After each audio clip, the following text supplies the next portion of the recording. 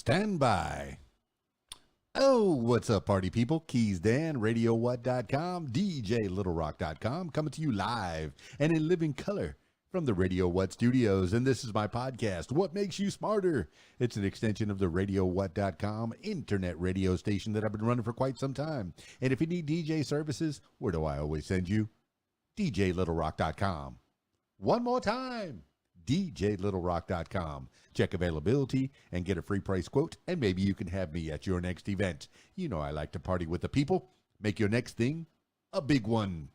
Hey, if you'd like to tell your story or hear the stories of others, I encourage you to check out my other podcast, What Makes You Famous. Find it everywhere using the hashtag What Makes You Famous. Now, on with the show.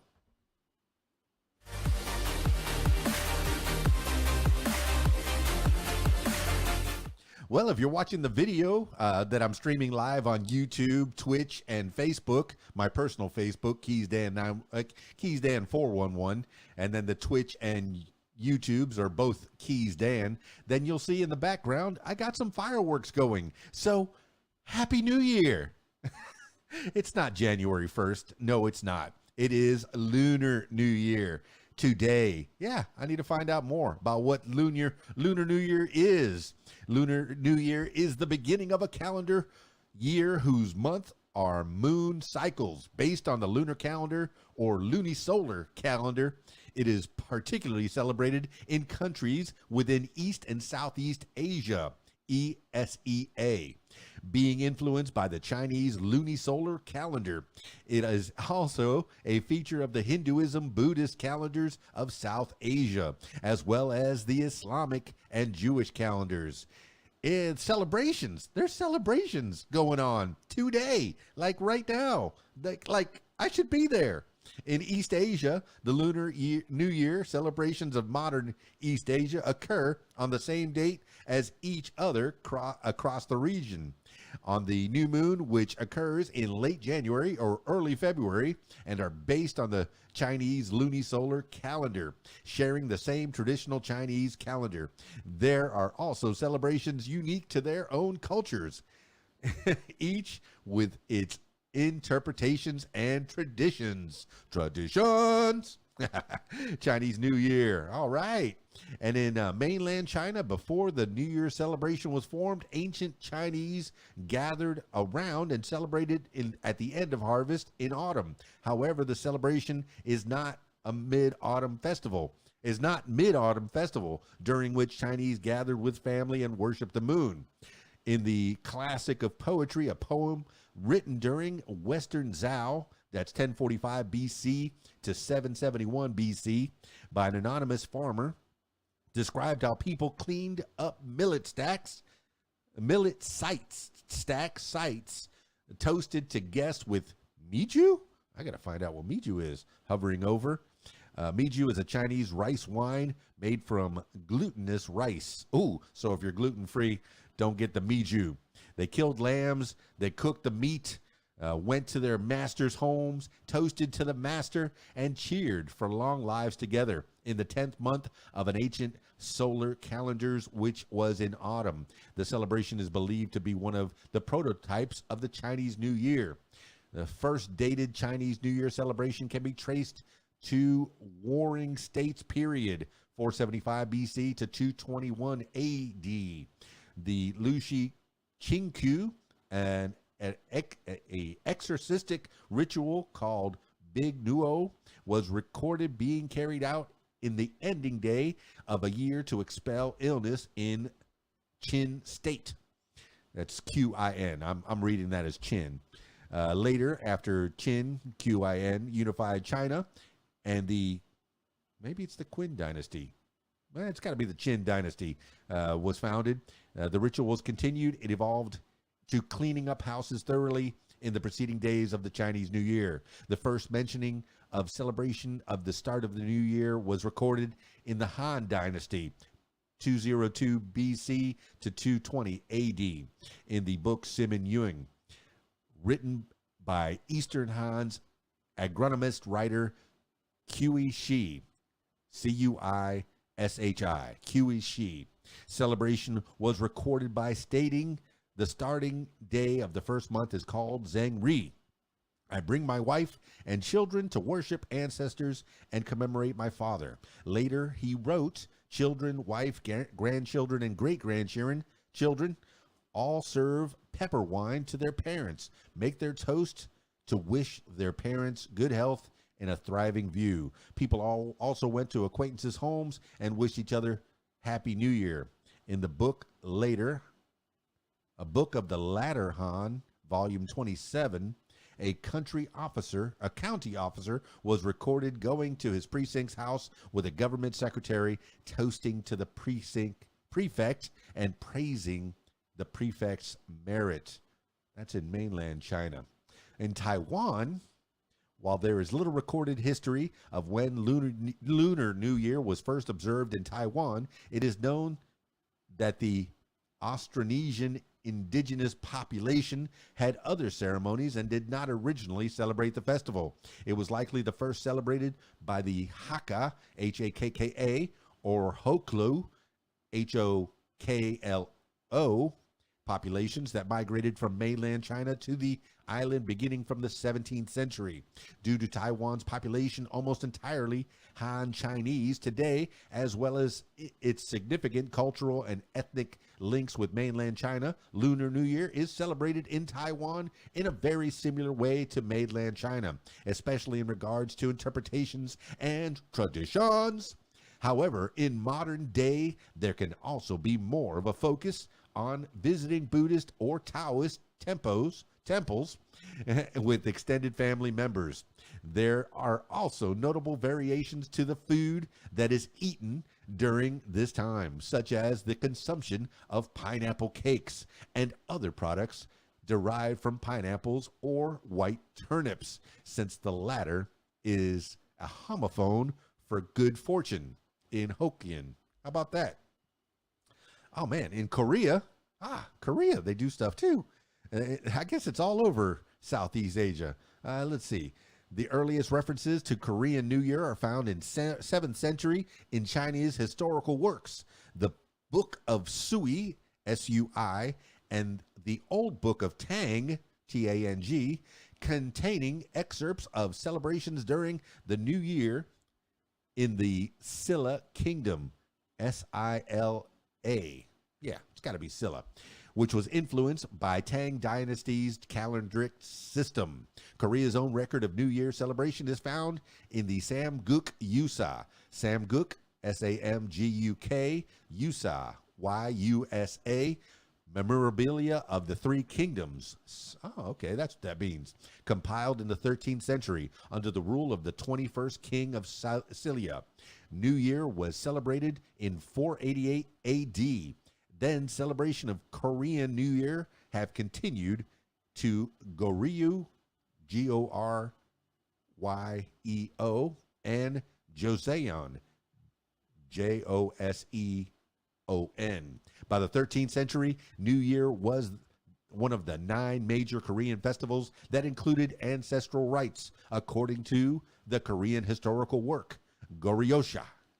I'm learning stuff. Okinawa. That's where Mr. Miyagi's from. I know my Karate Kid. I am Daniel-san. In contrast to the Japanese mainland, Lunar New Year is widely celebrated in Okinawa, mainly due to the island's unique culture and history as the Ryukyu. I know I must have seen that in Mortal Kombat somewhere. RYUKYU Kingdom, prior to its annexation by Japan with its extensive trade with China, as well as the rest of Southeast Asia.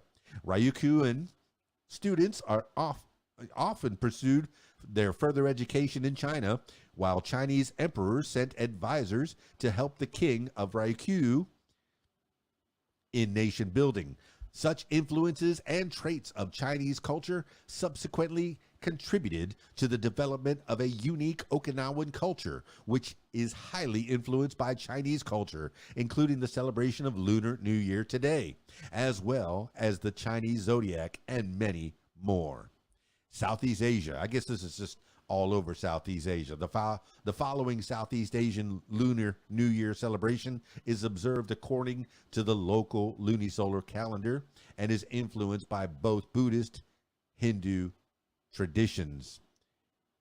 Nyepi, N-Y, what is that? Nyepi. It's a Balinese day of silence that is commemorated every Isa Kawarsa, Isakawarsa. According to the Balinese calendar, it is a Hindu celebration mainly celebrated in Bali, Indonesia. Nyepi, a public holiday in Indonesia, is a day of silence, fasting, and meditation for Balinese. I guess they do that today. How about that? Let's see. In Singapore, Lunar New Year is officially known as Chinese New Year in Singapore, and it is officially a 2-day public holiday and unofficially a week. I'd like to have that job. Take off a week. It's New Year.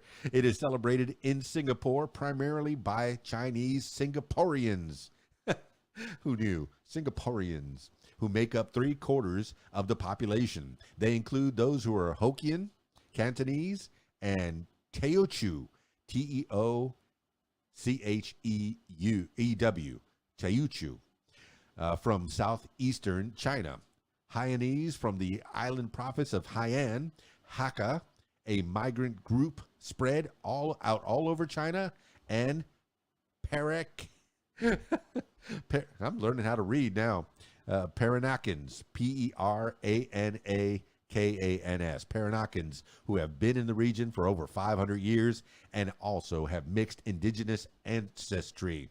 Nevertheless, Singaporeans of all ethnic groups in general celebrate it. Each ethnic group has its own set of traditions as well as new ones, incorporating elements from other cultures as well as the Malays and Indians. How about that? Malaysia, similar to Singapore, as I just said, Malaysia is a multicultural country, but with a major distinct difference being the special position for Malays as part of Ketuanan Melayu, Ketuanan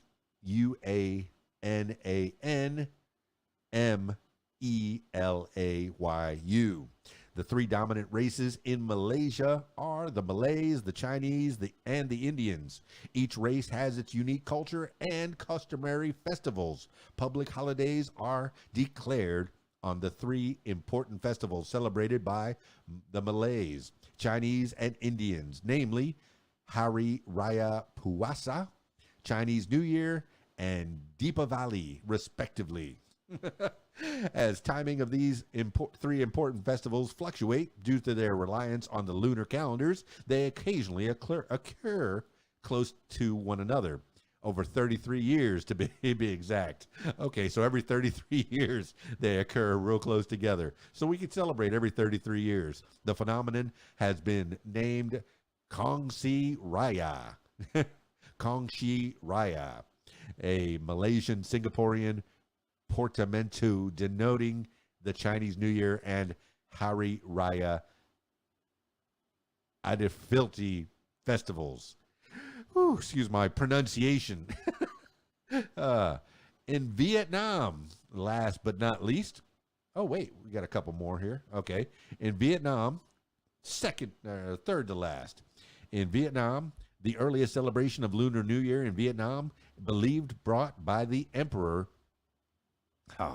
Zhao Tuo, a Qin dynasty general and the founder of Nam Vet, Nanwei, in 204 BCE, after conquering the Bayou peoples of Guangdong, Guangxi, and northern Vietnam. Zhao Tuo established the Nam Viet Kingdom, with its capital in Panyu, now Guangzhou. The Chinese brought with them their own policies, cultures, traditions. Lunar New Year was passed to the Vietnamese people and has stayed relatively intact through the centuries, even after Vietnamese sovereignty was achieved. The main difference between the Chinese and Vietnamese lunar calendars is that the Vietnamese replaced the ox and rabbit in the Chinese calendar with the buffalo and cat, respectively. Vietnamese New Year can be traced back to Lai Dynasty, Ly Dynasty, 1009 CE to 1226 CE. Vietnamese people often celebrate their Tet today by painting tattoos on themselves, drinking rice liquor, eat betel nuts, Betel nuts, and making chung cakes, as well as pickled onions during the period of King Le Tan Tong, Lethanhtong, who ruled from 1442 CE to 1497 CE. Tet was considered the most important festival in Vietnam. All right. We'll go with India, and then there's some in North America as well. India, various lunar calendars continue to be used throughout India in traditional and religious life. However, they are different from the East Asian lunar calendar. The two most common Lunar New Year celebrations in India are Diwali. Hey, I've heard of that one. That's the one with all the colors, right? And Gudi Padwai Ugadi Puthandu. Oh, my goodness. I'm not even going to try to spell that one. In ancient times, the sun's entry into Aries coincided with the equinox. However, due to the Earth's actual precession, the sidereal year is slightly longer than the tropical year, causing the dates to gradually drift apart. Today, the sun's entry into Aries occurs around the 18th of April, according to astronomical definitions. Some traditional calendars are still marked by the sun's actual movements, while others have since been fixed to the Gregorian calendar. The sun's entry into Aries is known as Mesa Sankranti in Sanskrit. A dead language, isn't it? And is observed by Mesha Sanskrati and Songkran in South and Southeast Asian cultures. All right, in North America, Hobley, let's go over that. Hobiee. Hobiiee, also spelled Hubie, is the Niksaz New Year celebrated every February into March. It signifies the emergence of the first crescent moon and begins the month Buxwa Lax. There's too many consonants together. Buxwlaks. The X and the W together kind of confuse me. Celebrations of Hobiee are done by Niksas wherever they are located. How about that? Let's see, every February to March. And the Niksas are the indigenous people of Canada. It signifies the emergence of the first crescent moon and begins the month Buxwalaks. Celebrations of Hobiee are done by Niksas wherever they are located, but the largest celebrations are in Nikswa itself, in the large Niksa presence they're mostly in Vancouver. Well, how about that? Well, happy Lunar New Year, everybody. Hope it goes well for you. You get to start all over again. If you celebrated January 1st and your year's going cruddy so far, you can start all over again. Happy Lunar New Year. That's it for this edition of What Makes You Smarter. And you can find it everywhere using the hashtag What Makes You Smarter. Ah, my goodness. If you'd like to tell your story or hear the stories of others, I encourage you to check out my other podcast, What Makes You Famous. Find it everywhere using the hashtag What Makes You Famous. That's it for this edition of What Makes You Smarter. Happy Lunar New Year. It's KeysDAN, RadioWhat.com, DJLittleRock.com. Peace. I'm out of here.